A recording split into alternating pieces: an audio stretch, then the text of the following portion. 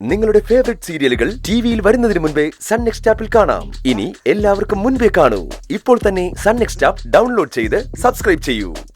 എന്തായാലും മോൻ പഞ്ചരത്നത്തിലേക്ക് വന്നതിന് ശേഷം ആദ്യമായിട്ട് കിട്ടിയ സമ്മാനം കൊള്ളാം. അതും സച്ചിസാറിന്റെ കൈകൊണ്ടായത് കൂടുതൽ നന്നായി. നല്ല ഐശ്വര്യമുള്ള കയ്യ. മോനിന് ഇഷ്ടം പോലെ സമ്മാനം കിട്ടിക്കോളും. ഒരു പവനെങ്കിലും വരും. ഇപ്പൊ സ്വർണത്തിന് എന്താ വില?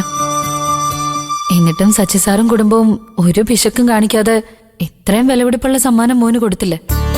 സച്ചി സാറ് ഇപ്പോഴും പഴയതൊന്നും മറന്നിട്ടില്ല. പഞ്ചരത്നത്തിൽ എന്ത് വിശേഷം ഉണ്ടായാലും ക്ഷണിച്ചില്ലെങ്കിൽ പോലെ അദ്ദേഹം വന്നിരിക്കും. പണ്ട് സ്കൂളിൽ പഠിപ്പിച്ചൊരു അധ്യാപകനോട് ഇത്രയും ആദരവും സ്നേഹവും കാണിക്കുന്നൊരു കുടുംബം വേറെ ഉണ്ടാവില്ല. മോൻ ഉണർന്ന ഇത് കെട്ടിക്കൊടുക്കല്ലേ? കൊടുക്കണം. അവന് കിട്ടിയ സമ്മാനമല്ലേ, അവന്റെ കഴുത്തിൽ തന്നെ കിടക്കട്ടെ. അല്ലേ ചേച്ചി? അതെ. ആ എടി, നീ എപ്പോഴും ശ്രദ്ധിക്കണം. മോന് വല്ല അലർജി ഉണ്ടെങ്കിൽ അപ്പൊ തന്നെ ഊരി വെച്ചേക്കേട്ടോ. അവര് വരുമ്പോ അച്ഛനെവിടെ ഇല്ലാത്ത കഷ്ടായിപ്പോയി. ഗോകുലിന് അച്ഛൻ പെണ്ണ് കാണിച്ചു കൊടുക്കാന്ന് പറഞ്ഞ കാര്യം അച്ഛന് ഓർമ്മയുണ്ടോ എന്തോ? അച്ഛൻ അതൊന്നും മറക്കില്ലേ ചേച്ചി.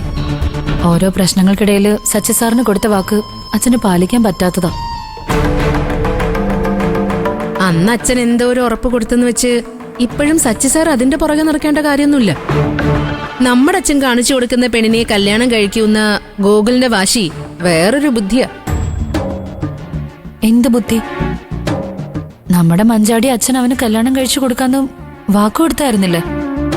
ഒടുവിൽ മഞ്ചാടിക്ക് അതിൽ താല്പര്യമില്ലെന്ന് കണ്ടപ്പോ അച്ഛൻ അതിൽ നിന്ന് പിന്മാറേണ്ടി വന്നു. പിന്നീട് ഗോകുല് കല്യാണമേ വേണ്ടെന്ന് വെച്ചപ്പോ സച്ചി സാർ അച്ഛനെ കൊണ്ട് സംസാരിപ്പിച്ചു. അന്ന് ഗോകുല് പറഞ്ഞതാ, മാഷ് കാണിച്ചു തരുന്ന പെൺകുട്ടിയെ താൻ കല്യാണം കഴിച്ചോളാം. അച്ഛൻ അവർക്ക് അങ്ങോട്ട് കൊടുത്ത വാക്കല്ലേ ചേച്ചി?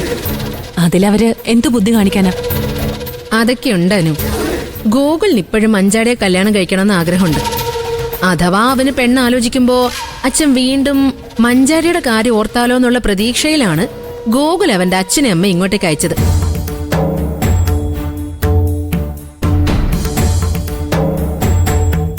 അവന്റെ ലക്ഷ്യം അത് തന്നെയാ. പക്ഷെ അച്ഛൻ ആലോചിച്ചാലും മഞ്ചാടി അതിന് സമ്മതിക്കില്ല.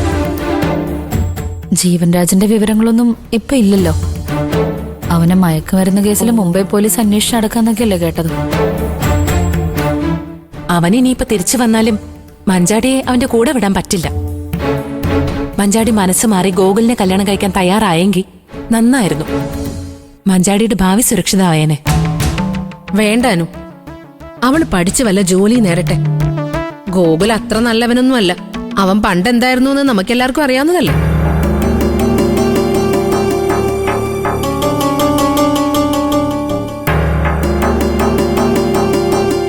ഇപ്പൊ ഗോകുലിന് മഞ്ചാടിയെ സ്വന്തമാക്കണം എന്നുള്ള വാശിയാ. അവളെ കല്യാണം കഴിച്ചു കഴിഞ്ഞാ അവന്റെ സ്വഭാവം അങ്ങ് മാറും. എന്റെ അഭിപ്രായം, മഞ്ചാടി ആരെയും കല്യാണം കഴിക്കാതെ സ്വതന്ത്രമായിട്ട് അങ്ങ് ജീവിക്കട്ടേന്നാ.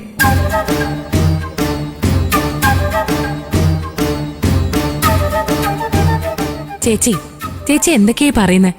അച്ഛനുള്ള കാലം വരെ അവൾക്ക് അച്ഛന്റെ തണലുണ്ടാവും. അതിനുശേഷം മഞ്ചാടിക്ക് ഒരു കുടുംബജീവിതമൊക്കെ വേണ്ടേ? എന്തിന്? ഭർത്താവിന്റെ കൂട്ടില്ലാതെ പെണ്ണിന് ജീവിച്ചൂടെ? ഇവിടെ ഉള്ള എല്ലാ പെൺകുട്ടികളും അങ്ങനെ ജീവിച്ചു പഠിക്കണം. ഇല്ലെങ്കിലേ നമ്മുടെയൊക്കെ അവസ്ഥയായിരിക്കും അവർക്ക്. പെണ്ണ് കണ്ണിൽ എണ്ണ ഒഴിച്ച് കാത്തിരിക്കുമ്പോ ഭർത്താവ് വേറെ പെണ്ണിനെ തേടിപ്പോവും. എന്തിനു വെറുതെ ഇവനൊക്കെ സഹിക്കുന്നേ?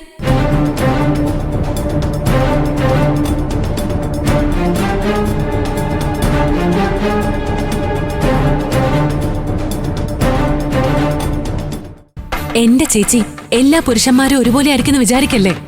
അങ്ങനെ എല്ലാവരും ചിന്തിച്ചു കഴിഞ്ഞാൽ ഈ ലോകത്ത് കുടുംബവും ബന്ധങ്ങളും ഒന്നും ഉണ്ടാവില്ല. അത് പുരുഷന്മാരും കൂടെ ചിന്തിക്കണം. അവരെല്ലാവരും ഒരേ തെറ്റ് ചെയ്തവരാണെന്ന് ഞാൻ പറയുന്നില്ല. പക്ഷേ മിക്ക പുരുഷന്മാരും ഒരു തരത്തിൽ അല്ലെങ്കിൽ വേറൊരു തരത്തില് ഭാര്യമാരെ വഞ്ചിക്കുന്നവരാ. ചേച്ചി, എന്റെ ചേച്ചി, രഘുവേട്ടനൊരു അബദ്ധം പറ്റിയെന്ന് വെച്ച് ചേച്ചി ഇങ്ങനൊന്നും ചിന്തിക്കാൻ പറയാൻ ചെയ്യേണ്ട കാര്യമില്ല. ഇപ്പോഴും രഘുവേട്ടൻ ചേച്ചിയെ വഞ്ചിച്ചെന്ന് ഞങ്ങൾക്ക് അഭിപ്രായമില്ല. അതെ ചേച്ചി, വെറുതെ ഓരോന്നും മനസ്സിൽ വെച്ച് രഘുവേട്ടനെ ചേച്ചി അകറ്റി നിർത്തിയ ചേച്ചിയുടെയും മോളുടെയും ജീവിതം തന്നെയായിരിക്കും ഇല്ലാതാവുന്നത്. രഘുവേട്ടൻ ചേച്ചിയോട് മാപ്പ് പറഞ്ഞില്ലേ? അപ്പൊ ഒരു വിട്ടുവീഴ്ചയൊക്കെ ആവാം. അങ്ങനെയാണെങ്കിലേ നീ വിനയന്റെ അടുത്തേക്ക് തിരിച്ചു പോവുമല്ലോ അല്ലേ? അവൻ നിന്നോട് 1000 വട്ടം മാപ്പ് പറഞ്ഞതാണല്ലോ. ആ വിനയൻ നേർവഴിക്ക് വന്നെന്ന് തോന്നിക്കഴിഞ്ഞാ ചീരു അവന്റെ കൂടെ പോകുന്നതിനെ കുറിച്ച് ആലോചിച്ചെന്നിരിക്കും ചേച്ചി. ജീവിതമാവുമ്പോ ചിലതൊക്കെ മറക്കാനും ക്ഷമിക്കാനും ഒക്കെ പറ്റണം. ഡിവോഴ്സ് കേസിന്റെ വിധി വരേണ്ട ദിവസം ഞാനും ഇന്ദ്രേട്ടനും വീണ്ടും ഒന്നിച്ചില്ലേ? ഞങ്ങളിപ്പോ സുഖമായിട്ട് ജീവിക്കുന്നില്ലേ? സുഖമായിട്ട് ജീവിക്കുന്ന കാര്യമൊന്നും നീ എന്നോട് പറയണ്ടാനു. കണ്ണു തെറ്റിയ കക്കാൻ ഇന്ദ്രനും മോശക്കാരനൊന്നും അല്ല. നീ ഒന്നും അറിയുന്നില്ലെന്നേ ഉള്ളൂ. ഒരിക്കൽ വേലി ചാടിയവനെ വീണ്ടും വിശ്വസിക്കുന്ന നമ്മളാനു വിഡ്ഢികള്. ചേച്ചി ചേച്ചി